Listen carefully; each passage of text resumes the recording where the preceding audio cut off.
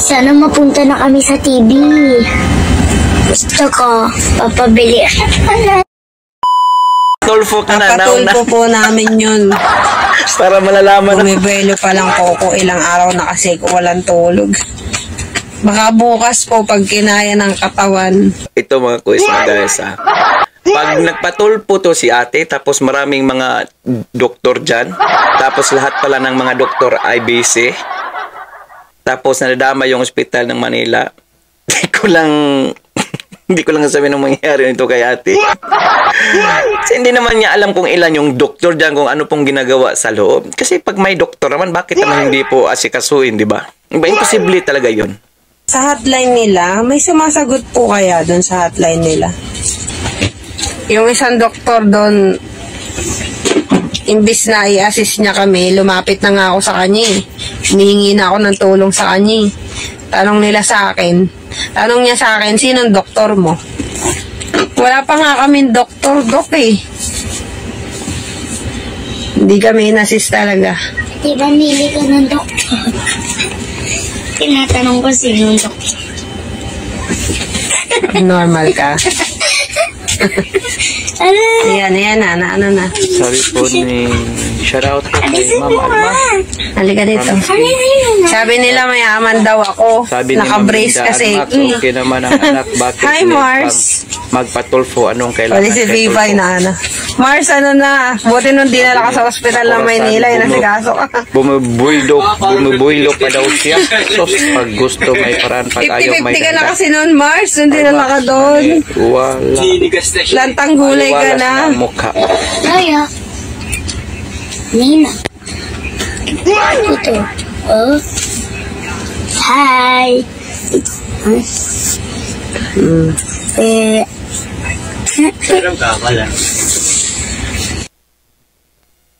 Alam nyo mga quiz, alam nyo mga quiz magayas, nung una parang medyo naawa tayo kay ate dahil nga bata yung pinag-uusapan.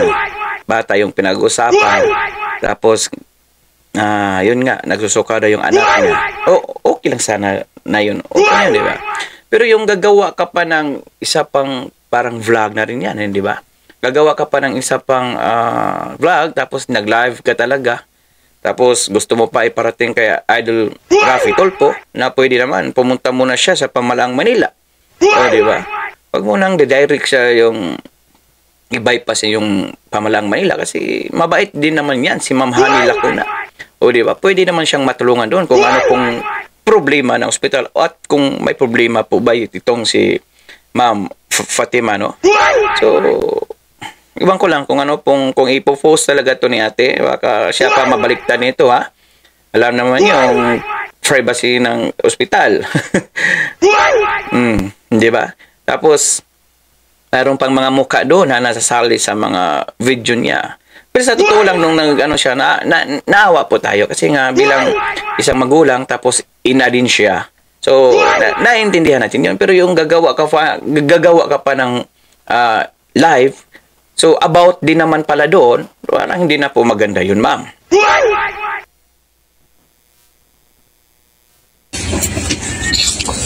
Hello. Thank you ka sa kanila. Ang daming nagalit, ang daming nag-aaway-away dahil sa'yo. Tatry po namin, Ma'am Jenny Lynn, kung may sasagot po. Hello.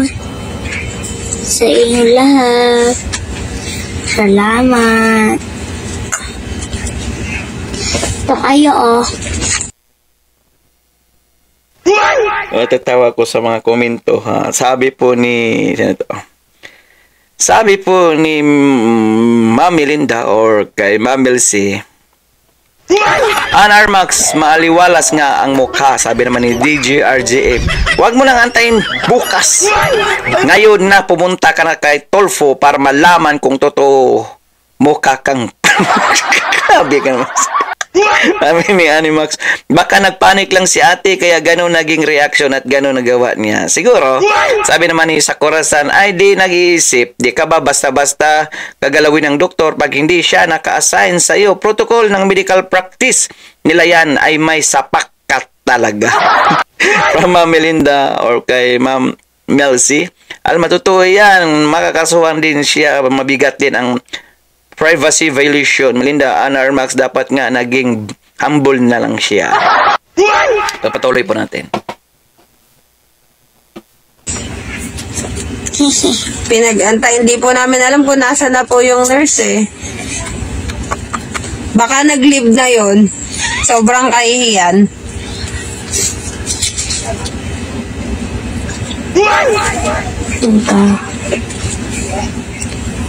Yung mga baguhan lang naman po yung mga matatapang doon.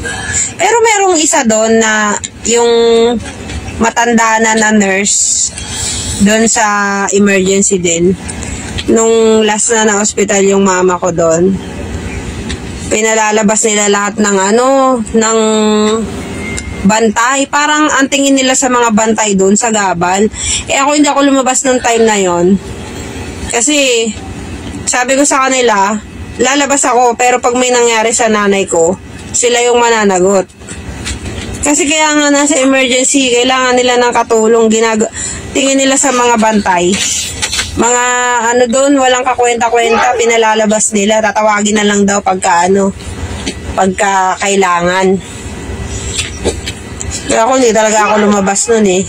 Tapos yung isang nurse, yung matanda, sabi ng matanda sa kanya, sana wag mong danasin yung ginagawa mo sa amin, sabi ng nurse. Bakit ko dadanasin yan? Eh hindi naman ako sa public hospital magpapa-hospital eh. Dapat ko yun eh, na-record ko yung sinabi niya na yun. Hindi ko lang na-record eh. Samantalang yung pinapakain niya sa pamilya niya, yung pasahod galing sa public hospital, tapos gano'n siya magsalita. Na-record mo yun. Okay na po siya, sir, o Pips. Aliyah!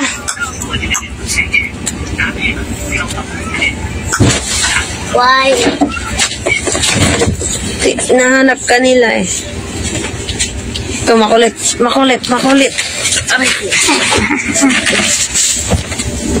Aray. Bakit? Bakit nyo kinahanga? Ay, pili ko yan. Aray! Papasokain sa suntok. Okay lang. Bakla po yun, hindi po lalaban yun. Maldita lang talaga siguro si Akla. Hindi Akla, Parehas pong bakla yun, yung nasa triage. May, hindi Yung isang nasa triage nung time na Ma'am, pwede po ba tayo wag pong magbanggit ng kasarian ng mga ganyang bakla kasi parang nakakasakit po tayo sa damdamin ng mga kapatid po nating may mga ganyan, no. So wag naman sana yung bakla. Pwede naman sir. Okay. Pwede naman sir. yun, hindi naman siya ganun katangkaran, maputi, na naka-highlights yung buhok. Tapos yung sinugod ako na nurse, yun yung matangkad na payat na maitim, tapos nakasalamin siya. Guys, alam nyo, yung tawag ko doon, bakal lang ulit ba? Grabe yung pananalita ni Mama. Lakas mang discriminate ng tao. Baka may magalit ka na. Foul po yun, Mama. Huwag naman sana. Sorry. Sana mapunta na kami sa TV. TV ba? Ano isusumbong mo kay Tulpo? Aray!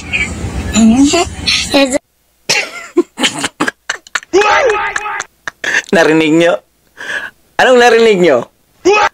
May narinig po ba kayo? Sana mapunta na sila sa TV. So, anong ibig sabihin nun pa?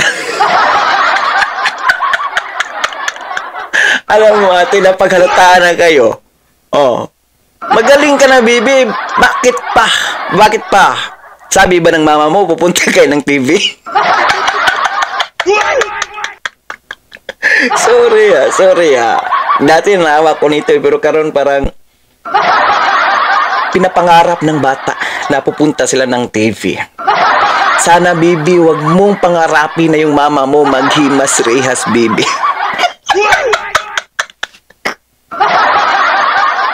Magaling ka na, bibi.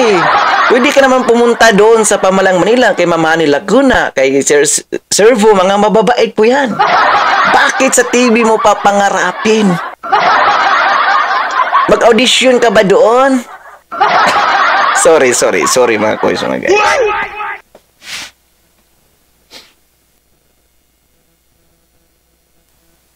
So, basa-basa muna tayo. Lahat yata ng kausap niya, tulad din ng mga pag-isip niya. Opinion ko lang, sabi po ni Melinda.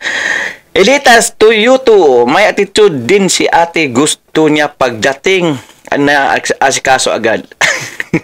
Sabi niya sa Kurasan, ay oo, kahit sa US, pinapalabas rin.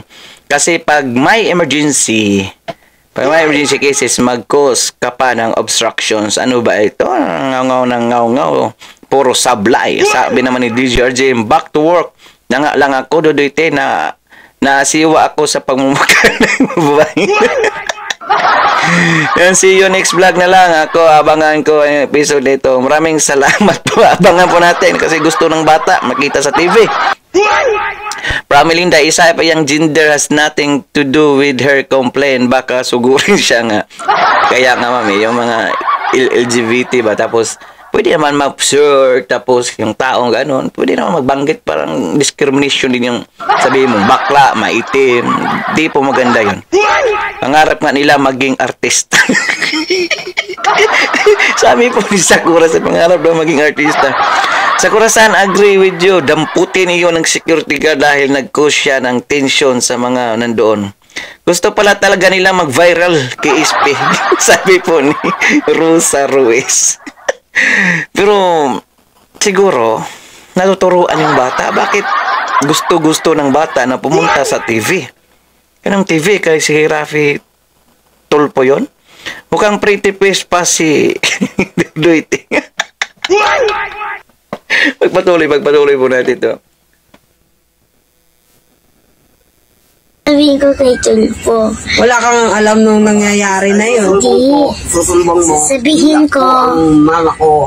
Sasabihin ko. Ang mama ko. Pagka may nagsorry sa akin na doktor, sabihin sa akin, ang gusto ko, papabili.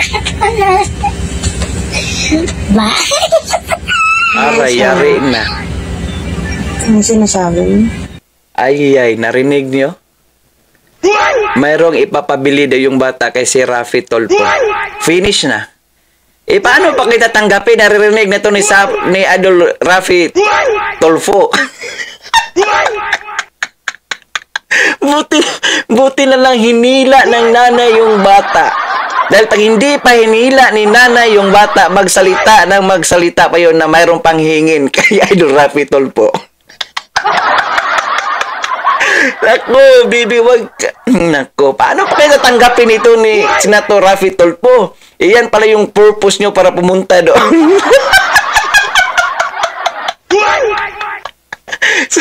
Ay, sorry, bibi, ha? Sorry, bibi. Talagang hindi po maganda yung iniisip mo, bibi, na pupunta ka na doon. Magaling ka na eh. Tapos, buti nahila ka pa ng mama mo, baka ano pa ipapabili mo kay sa Idol Rafi Tolpo, baka pabili ka pa ng laptop o ano pa.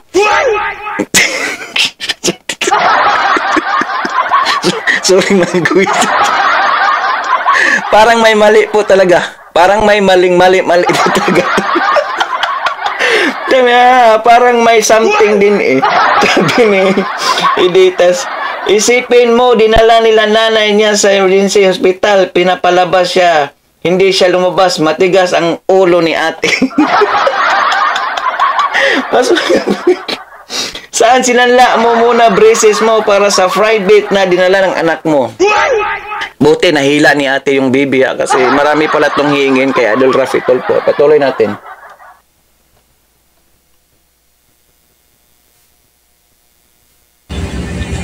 Ayaw ko nila kaiiyakin ng mama ko pag may magpa-hospital. Kaya nga. Ang sakit na. Rihanna. Hindi na po siya umalis na siya nung nag-live na ako. Natakot na siguro. Ito, bumakatong. Tapos masakit ka gahapon. Sabi ni Sakura sa nang sabi, hingi raw Ayaw ng ka bahay. naman ako, Lee. Alam na this. Mahiga ka na dyan. Ayoko pa. Gusto ko na mag-cellphone. Matutulog na po kami, guys. Bukas, ng Oh, umaga, matulog ka na. pupunta kami kay Tulpo.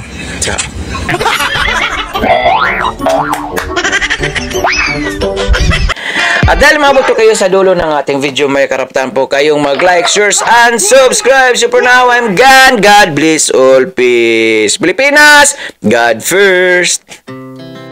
Our hearts beat to the city streets. We began to feel the fire.